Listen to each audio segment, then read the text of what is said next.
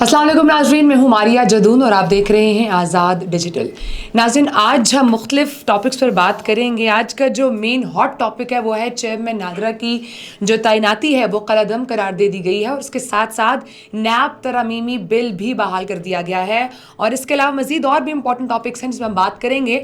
Without wasting time میں introduce کروانا چاہوں گی، میرے ساتھ موجود ہیں ہمیشہ کی طرح سینئر صحافی جرنلسٹ حسن ایوب صاحب، اور میرے ساتھ موجود ہیں پاکستان مسلم لیگ نون سے ان کا تعلق ہے مصدق ملک صاحب، سٹنگ منسٹر بھی ہیں. سر بہت شکریہ، آپ نے بھی ٹائم دیا ہمیں، اور ویسے تو کنٹینیوس ٹائم ہمیں ملے گا لیکن اسٹل اگین تھینک یو. دیکھیں، آپ نے انٹروڈکشن کرانا ہوتا ہے تو پہلے آپ کے ساتھ موجود ہیں مصدق ملک صاحب اور پھر حسن ایوب صاحب. پہلے آپ یہ کہیے نہیں میں بتا کر رہی ہیں ینگ اور مجھے کر رہی ہیں بزرگ، یہ نہیں مان سکتا. آپ یہ کہیے کہ سینئر صحافی اور جونیئر سیاستدان. یس، سینئر صحافی اور جونیئر سیاستدان.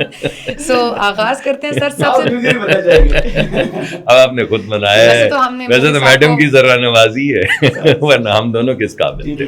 کہتے ہیں ہمیشہ جو چیف گیسٹ ہوتے ہیں نا وہ اینڈ پر آتے ہیں. اوکے، سو سر میں آغاز کرنا چاہوں گی آپ سے. آج چیئرمین نادرا کی تعیناتی قلعدم قرار دی گئی ہے. لاہور ہائی کورٹ کا یہ فیصلہ سامنے آیا. So what's your take on it? کیونکہ سرکاری جو ہے وہ سرونگ آرمی پرسنلز تو ویسے پہلے بھی تھے، اب بھی ہیں، تو what's new in this thing? دیکھیے، جو چیز نئی ہے جو اب پرانی ہوتی جا رہی ہے وہ دخل اندازی ہے.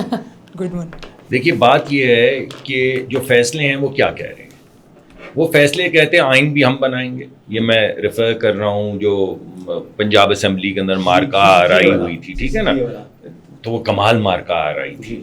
یعنی آئین کی آڑ لے کے آئین کی تشریح کے بجائے آئین لکھ دیا گیا اور کہا گیا کہ یہی ہے، اتنے پیسوں میں اتنا ہی آتا ہے، چاہیے تو لے لو ورنہ سب لپیٹ دو، پوری بساط لپیٹ دیں. اچھا چلیے، ایک بات ہو گئی. اب ایک کام جو سرکار کا ہے، جو ایگزیکٹو کا فنکشن ہے، جس میں باقاعدہ ایک آرڈیننس کے ذریعے، ترمیم کے ذریعے، کیونکہ اب نادرا میں آپ کو پتہ ہے بہت سی چیزیں گڑبڑ ہو رہی تھی، آپ سب کو معلوم ہے گڑبڑ ہو رہی تھی. آئی ڈی کارڈز کے حوالے سے گڑبڑ ہو رہی تھی، ڈیٹا لیکیج، جعلی آئی ڈی کارڈز کے حوالے سے پرابلم آ رہی تھی، ڈیٹا لیکیج کے حوالے سے، سینسٹیو ڈیٹا لیکیج کے حوالے سے پرابلمز آ رہی تھی، جو ایک خاص دور میں خاص قسم کے لوگوں کو خاص طریقہ کار سے فراہم کی گئیں، جی، جو پھر صرف پاکستان تک محدود نہیں رہیں. تو یہ تمام چیزیں جو ہیں یہ بھی ہو رہی تھیں. اب ان سب چیزوں کو ٹھیک کرنے کے لیے ایک ایماندار افسر لے کر آئے، باقاعدہ قانونی طریقے سے لے کر آئے، اور کہا کہ جیسے دیگر اداروں میں ہم ڈیپوٹیشن کے اوپر لے کر آتے ہیں سینئر افسران کو، بالکل اسی طریقہ کار کے ذریعے نادرا کے چیئرمین ایک کسی ایسے شخص کو لایا جائے جو اس سسٹم کے اندر انٹیگریٹی پیدا کر سکے. ورنہ تو آپ کو بھی معلوم ہے، اگر کسی نے کوئی آئی ڈی کارڈ وغیرہ کچھ دیر پہلے تک بنوانا ہوتا تھا تو پیسے دو اور کروا لو، کمال ہو گئی، کمال ہو گئی. اور مزے کی بات یہ ہے، آپ یہ دیکھ لیں کہ پہلے جو نادرا کا سٹرکچر بنا، آئی ٹی کے لوگ تو تھے ہی تھے، لیکن یہ پرویز مشرف دور تھا، اور نادرا کریڈٹ جاتا ہے پرویز مشرف کو. گوگوں کی بہت سی برائی ہیں، لیکن انہوں نے ایک اچھا ادارہ کھڑا کیا، اور اس وقت بھی ایکس آرمی پرسنلز کو ہی وہاں پر رکھا گیا تھا، اور انہوں نے اس کی فاؤنڈیشن رکھی. ابھی جو ہے وہ جنرل صاحب ابھی آئے تو انہوں نے جب کام شروع ہی کیا ہے تو پرابلم ہو گیا. اب پرابلم کیا پرابلم ہے؟ اب ہائی کورٹ کا اس کے اندر آنا اور اس کو قلعدم قرار دینا اپوائنٹمنٹ کو، مجھے تو کم از کم سمجھ سے بالا تر ہے. کیا قانون کی خلاف ورزی تھی؟ کیا اتنا اس میں ظلم تھا؟ ایسی کون سی ایسی مطلب جو غلطی ہے جس کے اوپر انہوں نے جناب اس کو کر دیا؟ ظلم یہ تھا کہ جو جعلی بن رہے تھے کارڈ، وہ بننے رک گئے. میں آپ کو بتاتا ہوں، میرے رشتہ دار، دوست، قریبی دوست، جن کو میں تقریباً رشتہ دار سمجھتا ہوں، یہاں پر آئے ہوئے تھے. ان کی والد اور والدہ دونوں کا آئی ڈی کارڈ موجود تھا. ان نے مجھے کہا کہ میں اپنا پاکستان اوریجن کارڈ بنوانا چاہتی ہوں، میں سفارش کی کہ ذرا ان کو ایکسپیڈائٹ کر دیں. ان کا کام نہیں ہوا، ان کا کام نہیں ہوا کیونکہ چیئرمین صاحب نادرا کے بیٹھے ہوئے تھے. انہوں نے کہا کوئی قانون کے اندر گنجائش نہیں ہے جب تک ان کے والدین میں سے کوئی ایک خود یہاں پر نہیں آئے گا اور ہم ان کے انگوٹھے وغیرہ چیک نہیں کریں گے، یہ آئی ڈی کارڈ کا اجرا نہیں ہو سکتا. اگر آپ ڈاکٹر صاحب لکھ کے بھی دے دیں کہ میں ان کو جانتا ہوں اور سرٹیفائی کرتا ہوں تو پھر بھی نہیں ہو سکتا. اب آپ ایک ایسے شخص کو ہٹا دیں، اب آپ ایک ایسے شخص کو جو کسی کا پریشر نہ لے رہا ہو، جو کوئی چور بازاری نہ ہونے دے، جو ڈیٹا کو سیکیور کر لے، جو سفارشوں کے باوجود قانون اور آئین کے مطابق آگے چلے، اور میں آپ کو ذاتی اگزامپل دے رہا ہوں, میں نے صرف یہ کہا کہ ایکسپیڈائٹ اگر ہو سکے, انہوں نے کہا ایکسپیڈائٹ کو تو چھوڑے, ہو ہی نہیں سکتا اور ہوگا ہی نہیں. تو آپ دیکھیے, اگر میں یہ آ کے آپ کے پروگرام پہ بتا رہا ہوں تو ایسے شخص کو ریموو کر دینے کا مقصد کیا ہے, اور آپ پیغام کیا لوگوں کو دے رہے ہیں جب آپ ایک ایسے شخص کو ریموو کرتے ہیں. اور اگر ان کو ریموو کرنا ہے, چلیے ان کو کیا, اب کیا کریں گے, این ڈی اے میں سے بھی ہٹا دیں گے. جو آپ کے نیشنل ڈیزاسٹر ریلیف کا پروگرام کرتے ہیں جنرل صاحب, جو اتنا بہترین کام, آپ گئے ہیں کبھی وہ جو انہوں نے وہ کھولا ہے جس پہ وہ ہر دیوار کے اوپر وہ لگا ہوا ہے کہ یہاں سے موسمی تبدیلی آ رہی ہے, یہاں سے پانی بہہ سکتا ہے, یہ کلائمیٹ خراب ہو رہا ہے, یہ کاربن ایمیشنز ہو رہی ہیں, ہمیں فوری طور پہ یہ انٹرونشنز کرنی چاہیے, تو کیا ان کو بھی ہٹا دیں گے؟ بات یہ ہے بھائی کہ جب ضرورت پڑتی ہے تو بھاگتے ہیں, ضرورت پڑتی ہے تو کہتے ہیں رینجرز کہاں ہیں, کہیں زلزلہ آ جاتا ہے تو کہتے ہیں فوج کہاں ہے, جب کوئی کام ہونا شروع ہوتا ہے تو کہتے ہیں فوج کو ہٹا دو. بڑی سمپل سی بات یہ ہے کہ ریٹ پٹیشن کے اندر دیکھیے رولز بنانا یہ گورنمنٹ کا اختیار ہے. جی ایگزیکٹلی, جو گورنمنٹ نے باقاعدہ بنائے. اب جب گورنمنٹ نے اپنے رولز بنا دیے تو پھر آپ کس طریقے سے یہ اپوائنٹمنٹ, مجھے سمجھ نہیں آ رہی. مطلب میں اس پر جو ہے نا وہ عدالت کی طرف دیکھتا ہوں اور میں کہتا ہوں کہ پھر کہیں گے توہین عدالت ہو چکی ہے. آپ کو معلوم ہے نا مجھے کنٹیمپٹ کا نوٹس آیا ہوا ہے, ہمیں بھی دلوائیں گے. میں پھر معزز جج صاحب سے پوچھوں گا کہ آپ بڑے معزز لوگ ہیں لیکن فیصلوں سے آپ کی کو سمجھ بھی آنی چاہیے کہ آپ کر کیا رہے ہیں. جو آپ کر رہے ہیں, لوگ اب مذاق اڑانا شروع کر دیا ہماری عدلیہ کا. دیکھیے اس کو کہتے ہیں جوڈیشل ایکٹیویزم. جب یہ ہم بات کرتے ہیں کہ یہ عدالتیں یہ آئین اور قانون کے مطابق چلنا ان کا فرض ہے, ان ججز نے حلف لیا ہوا ہے آئین اور قانون کے مطابق چلنے کا, تو ضوابط بھی جو رولز ہی ہیں, ضوابط بھی رولز ہیں. اب رولز بنانا اب حکومت کا کام نہیں تو کس کا کام ہے؟ یہاں پر یہ پرابلم ہوتا ہے کہ جوڈیشل کمیشن کے رولز کون بناتا ہے؟ سپریم کورٹ بناتی ہے نا. سپریم کورٹ کے ججز بیٹھ کے بنا دیتے ہیں جوڈیشل کمیشن کے رولز. سپریم کورٹ خود ایڈمنسٹریٹو سائڈ کے اوپر اپنے رولز بنا دیتی ہے. تو جب رولز بن جاتے ہیں پھر کہتے ہیں جی یہ رول کے مطابق ہوا ہے. اب جب رول بنا دیا فیڈرل گورنمنٹ نے اور اپوائنٹمنٹ رولز کے مطابق ہی ہوئی ہے, جس میں دیگر بھی لوگوں کو دیکھا گیا, باقی کینڈیڈیٹس کا کو بھی دیکھنے کے بعد ان کی اپوائنٹمنٹ ہوئی. اصل بات یہ ہے کہ جو ہو رہا تھا وہ رک گیا, جو کر رہا تھا اسے ہٹا دیا گیا. جو ہو رہا تھا وہ رک گیا, جو کر رہا تھا اسے ہٹا دیا گیا. اب اس کا کیا, ہم اس سے کیا اخذ کریں؟ اس کا اخذ یہ کریں جی کہ سوگ منائے, سوگ ہی منایا جا سکتا ہے کہ اب پھر دوبارہ وہ کام شروع کرنا چاہ رہے ہیں. انہی کو لے آتے ہیں جو وہ چھاپ واپ رہے تھے کارڈز وارڈز. آپ کو معلوم ہے کہ کارڈز بھی بن جائیں گے, ڈیٹا بھی لیک ہو جائے گا, استعمال بھی ہو جائے گا, ایپلیکیشنز بھی بن جائیں گی, ایپلیکیشنز استعمال بھی ہونا شروع ہو جائیں گی. جس کو پوری دنیا میں جہاں جہاں ڈیٹا چاہیے ہوگا وہاں فراہم کر دیں گے. جس کو پاکستان کا آئی ڈی کارڈ پاسپورٹ چاہیے ہوگا وہ پتہ چلے گا کوئی افغانی تھا, کوئی پتہ چلے گا کچھ اور تھا, وہ کوئی پکڑا جائے گا. کویت میں, کوئی قطر میں, کوئی سعودیہ میں ہمارے تعلقات تھوڑے بہت تباہ ہو جائیں گے تو کیا ہوا؟ اگر لیجیٹمیٹ پاکستانیوں کو 10,000 سے اوپر قیدی اس وقت موجود ہیں. دیکھیے آپ اندازہ کیجیے, اب کو پتہ کرے کہ ان کے کارڈز کے اوپر سگنیچر کس کے ہیں. لگتا ہے, شک ہے کہ جنرل صاحب کے نہیں ہوں گے. یقیناً نہیں ہے. Moving to the next topic, مصدق صاحب, نیب ترمیمی بل بحال کر دیا گیا ہے اور سپریم کورٹ کے تفصیلی فیصلے کے مطابق یہ کہا گیا ہے کہ عمران خان صاحب ثابت نہیں کر سکے کہ نیب ترمیمی بل غیر آئینی تھا. سو حکومت کی ایک بار پھر سے جیت ہوئی اور ہنس بھی رہے ہیں. آپ دیکھ رہے ہیں ان کی ایکسائٹمنٹ اینڈ ہنسی. کوئی ایکسائٹمنٹ نہیں ہے. This is the theatre of the absurd. This is a joke. ایک چیف جسٹس کہتا ہے نہیں ہو سکتا, دوسرا چیف جسٹس کہتا ہے ہو سکتا ہے. متفق کا فیصلہ. یعنی کوئی مجھے آپ دو فیصلے بتا دیں جن میں کوئی مطابقت ہو, کوئی سلیقہ ہو.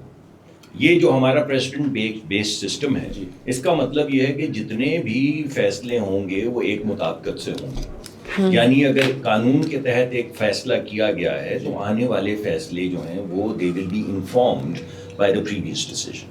یہ ہے ہمارا سسٹم. یہ تو ایسے لگتا ہے کہ پرانے زمانے کے کوئی قاضی لگا دیے کہ میرا دل نہیں کر رہا, وہ کہہ رہا میرا دل نہیں کر رہا, وہ کہہ رہا میرا دل نہیں کر رہا, جس کا دل میں جو آئے وہ کر ڈالے. بات یہ ہے کہ وہ چیف جسٹس جنہوں نے ایک باقاعدہ بنے ہوئے قانون کو کالعدم قرار دیا, کس بنیاد پہ دیا بھائی؟ اس بنیاد پہ کہ انہیں یہ نہیں کہ قانون پسند نہیں تھا, فیصلہ تو یہ بتاتا ہے کہ ہم لوگ پسند نہیں تھے.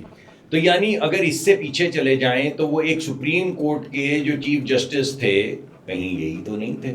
کون سے تھے جنہوں نے, نہیں وہ دوسرے والے تھے, وہ دوسرے کی بات کر رہے ہیں, نہیں ان کے بعد حضرت ثاقب نثار صاحب کی بات کر رہے ہیں. واپس آ گئے ہیں پاکستان, واپس ادھر تو نہیں آگے سپریم کورٹ پہنچ گئے پاکستان پہنچ گئے.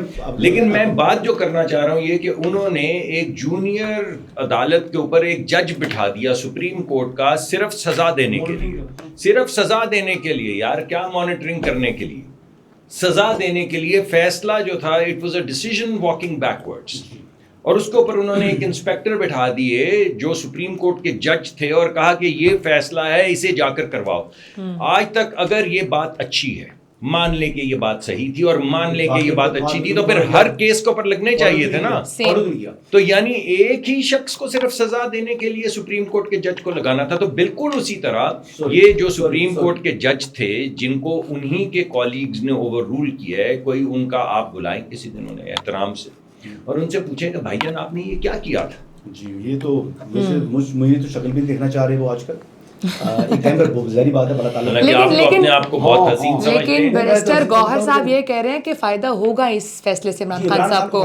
عمران خان کو فائدہ ہے, لیکن جو ان کی جس بیس کے اوپر حکومت کی اپیل منظور ہوئی ہے, اور بیسکلی بات یہ تھی کہ امینڈمنٹس کرنا یہ پارلیمنٹ کا کام ہے. دیکھیں نا, ہر ایک کا اپنا اپنا رول ہے, ایگزیکٹو کا اپنا رول ہے, پارلیمنٹ کا اپنا رول ہے, جوڈیشری کا اپنا رول ہے. اب پہلے جو ہم بتا رہے ہیں کہ جوڈیشری آئی, پہلے والی جو ہم بات ڈسکس کر رہے تھے, وہ اس نے انٹروین کیا ایگزیکٹو کے رول کے اندر, اپوائنٹمنٹ رولز, اور جو پرائم منسٹر نے جو لگایا چیئرمین نادرا کو, یہ کیبنٹ نے لگایا تو اس کو کر دیا, فارغ کر دیا. اب یہ والا معاملہ ہے, اس کو جو پہلے سپریم کورٹ نے اسٹرائک ڈاؤن کیا تھا, جو ترامیم کی تھی, یہ ان کا اختیار نہیں ہے. یا تو وہ آئین سے متصادم ہونا, تو پھر تو آپ کر سکتے ہیں. جب وہ آئین سے مطابقت رکھتے ہوئے اگر آپ ترامیم کرتے ہیں, اور آپ ہمیشہ قانون میں بہتری کی گنجائش ہوتی ہے, اسی لیے اگر ایک دفعہ قانون جو بن گیا اس میں اگر بہتری نہیں کرنی تو پھر پارلیمنٹ کو ختم کر دیں. پھر پارلیمنٹ کا کیا کام ہے؟ تو اب جوڈیشری بار بار انٹرونشن کرتی ہے, انٹروڈ کرتی ہے, کبھی ایگزیکٹو کے کام میں, ابھی وہ پارلیمنٹ کے کام کے اندر آ گئی. ابھی پہلے آپ نے جو ایگزامپل دی وہ تھی ایگزیکٹو کے کام میں دخل اندازی, اب جو آپ نے ایگزامپل دی یہ تھا پارلیمان کے میں. اب نیکسٹ اسٹیپ انہوں نے کیا کرنا ہے؟ اب یہ کہتے ہیں کہ جناب پارلیمنٹ تو یہ ہو گئے نا, اب کہتے ہیں کہ ہمارے کام میں مداخلت کرتی ہے فوج. اب انہوں نے فوج کو ٹارگٹ کرنا شروع کر دیا. اب انڈائریکٹلی دیکھیں, ایگزیکٹو, پارلیمنٹ, اور اب جو رہی ہے بچی ہے وہ فوج ہے. تو اللہ خیر کرے, یہ کس سمت پہ چل پڑے ہیں. میرے خیال سے جنرل باجوہ والا جو ایک مقدمہ تھا, اس مقدمے میں جس طریقے سے سمجھ لیا ججز نے کہ جی اب ہم سب سے طاقتور ہیں, ہم نے آرمی چیف کی اپوائنٹمنٹ کے اوپر جو چند دن 3-4 دن ہم نے جو ہے نا وہ شغل میلہ لگا دیا تھا, اب ہم جو کہیں گے وہ قانون ہے, ہمارے کہے ہوئے الفاظ آئین پاکستان ہیں. تو یہ چیزیں, یہ بڑی غلط جو ہے یہ روایت پڑھنا شروع ہو پڑی ہے, اور اس کو رکنا چاہیے, اور جوڈیشری کو جوڈیشل ایکٹیویزم سے خود گریز کرنا چاہیے. دیکھیے, اور یہ تنقید صرف آپ کی طرف سے نہیں آ رہی, خود عدالتی فیصلوں میں سپریم کورٹ کے آدھے بینچ نے باقی دوسرے آدھے بینچ کی طرف دیکھ کے یہ کہا کہ سپریم کورٹ کے ججوں کو جبہ پہنے ہوئے سیاستدان نہیں دکھنا چاہیے. یہ میں نے نہیں کہا, یہ سپریم کورٹ کے جج خود کہتے رہے.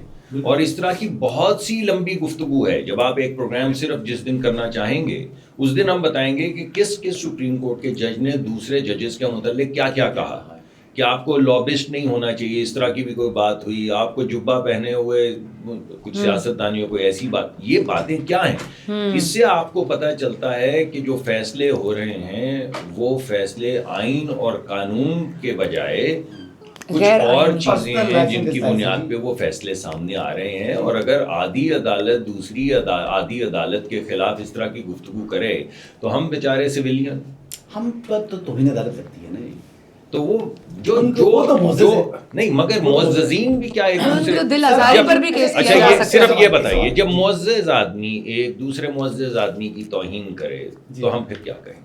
پھر وہ معززین کا باہمی آپسی معاملہ ہے, آپ اس سے باہر نہیں. ہم اس سے ہاں جی, وہ بڑوں کا معاملہ ہے. لیکن ایک بات ہے, اگر ایک آدمی معزز بن نہیں سکا, یعنی وہ جج بنا, تو جج بننے جس بیس کے اوپر اس نے جج بننا تھا وہ بیس ختم ہو جائے, وہ جج نہیں رہا. ٹھیک ہے جی. اب ایک ہمارے اسلام آباد ہائی کورٹ کے معزز جسٹس طارق محمود جہانگیری صاحب ہیں. اب ان کے جو ہے وہ اپوائنٹمنٹ جو ہے وہ ان کی جو یونیورسٹی تھی جامعہ کراچی, اس نے ان کی ڈگری کو فیک قرار دے دیا, جعلی قرار دے دیا. انہوں نے کہا جی یہ ڈگری ہی جعلی ہے. تو جس بیس کے اوپر ان کی اپوائنٹمنٹ ہوئی تھی LLB کے اوپر, وہ LLB کی بیس ہی ختم ہوگی. اب وہ وکیل نہیں ہے تو وہ جج کیسے بن سکتے ہیں؟ پھر ایک تھرڈ پارٹی جاتی ہے سندھ ہائی کورٹ کے اندر, اور وہاں جا کر اس سارے جو میٹر ہے اس پر وہ رٹ دائر کرتی ہے اور اس کو اسٹے آرڈر مل جاتا ہے. جبکہ فرسٹ ریمیڈی اویلیبل ہے کہ آپ جب سنڈیکیٹ کا فیصلہ آیا اس کے خلاف فرسٹ ریمیڈی ہوتی ہے آپ چانسلر کے پاس اپیل کرتے ہیں, اور ہمیشہ عدالتیں کہتی ہیں کہ جی آپ نے اپنی پہلے ریمیڈی اویل کریں پھر ہمارے پاس آئیں, لیکن یہاں پر ایسا نہیں ہوا. لیکن Who took the case? میرا یہ کہ اس میں باقاعدہ پروسیس فالو ہونا چاہیے. اگر پہلی ریمیڈی جو ہے وہ چانسلر ہے تو پہلی ریمیڈی اویل ہونی چاہیے.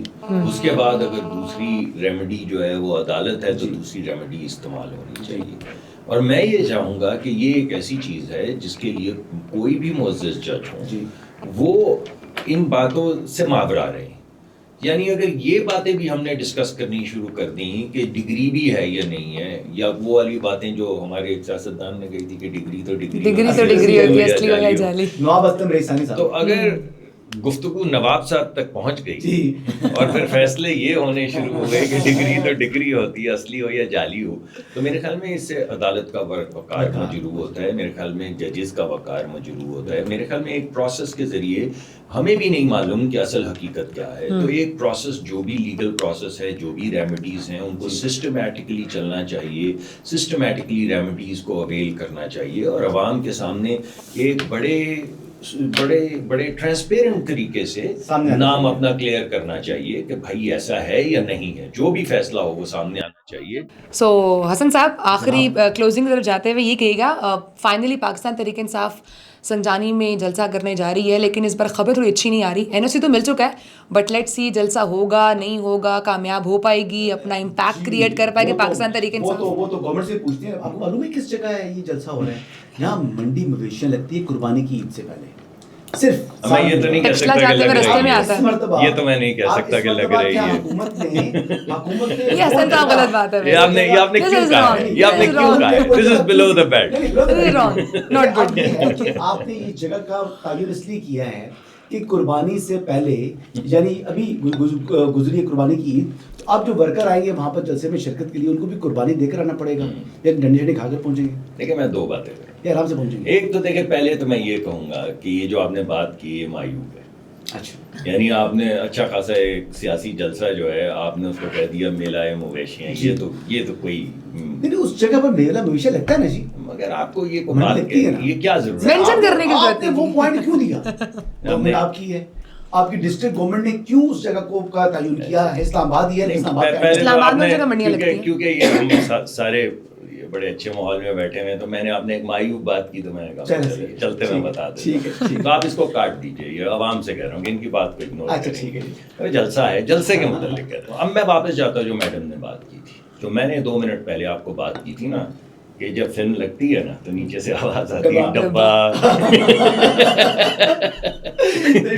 تو یہ آپ کی فیور ہم نے واپس کر دی. یہ ہے اصل ڈبہ. دیکھیں کیا ہے, یہ ہیٹرک ہونے چلا ہے. پچھلی دفعہ یہ 5 کنال کا ایک پلاٹ تھا جہاں پہ جلسہ کرنے چلے تھے, اتنا ہی تھا صاحب 5 کنال کا, اور یہ کہا گیا جلسہ تو کینسل ہوا صبح کوئی 8-9 بجے 10 بجے, تو 10 کتنے بجے تقریباً 7-8 بجے اعلان. تو مجھے یہ بتائیے کہ جلسہ چند گھنٹوں میں ہونے والا تھا, کیا آپ نے لوگوں کو جی ٹی روڈ پہ موٹر وے جو جیم ہو چکی تھی کیونکہ طول و عرض سے قافلے چلے تھے, لاکھوں کی تعداد میں, کوئی بیل گاڑیوں پہ آ رہے تھے, کوئی ٹرکوں پہ آ رہے تھے, کراچی سے چل گئے, پھر انہوں نے ماتم کیا سڑکوں کے اوپر کہ ہائے ہائے یہ ہمارا جلسہ انہوں نے کینسل کر دیا, اب ہمارے جو ہیں قائد ان کا کیا بنے گا. کمال ہو گئی صاحب, 5 کنال کا پلاٹ بھرتا نہیں ہے, تو یہ اب سنجانی یا جو بھی نام ہے 300 کنال یہ بھر دیں گے. اور اگر 100-150 کنال بھر بھی دیا تو یہ جو باتیں کر رہے ہیں کہ لاکھوں کے قافلے اور ہجرت شروع ہو گئی, کبھی کہتے ہیں پاکستان سے ہجرت باہر شروع ہو گئی, کبھی کہتے ہیں کہ کراچی سے ہجرت جو ہے وہ شروع ہو گئی, کبھی کہتے ہیں اسلام آباد پہ قبضہ کر لیں گے, کسی کا باپ نہیں روک سکتا. باپ نے روک لیا نا, روک لیا نا. تو یہی میں بار بار کہہ رہا ہوں کہ 2 مرتبہ تو ان کی وکٹیں اٹھ چکی ہیں, 2 جلسے کینسل کر چکے ہیں. یہ تیسرا ہیٹرک ہے. ہیٹرک ہے سر, ہیٹرک ہے. ڈبہ آپ ہی کہہ رہے ہیں کینسل ہوگا, میڈم کینسل ہوگا, ڈبہ کینسل کی بات نہیں کر رہے, کینسل نہیں ہوگا. یہ 2 کامیاب نہیں ہوگا. 2 وکٹیں اڑی ہیں, یہ سلپ میں کیچ پکڑا جائے گا. ڈبہ.